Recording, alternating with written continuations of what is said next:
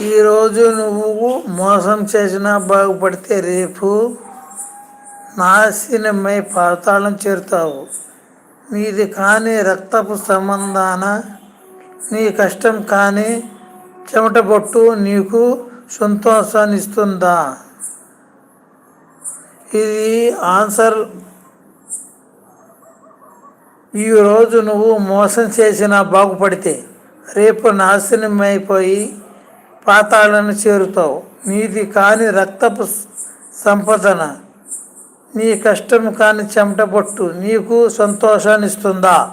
Yes are no comment రూపంలో తెలియజేయగలరు.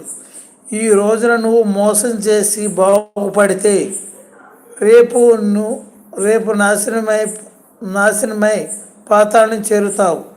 నీది కాని రక్తపు సంపద నీ కష్టము కాని చెమటబొట్టు నీకు సంతోషాన్ని ఇస్తుందా?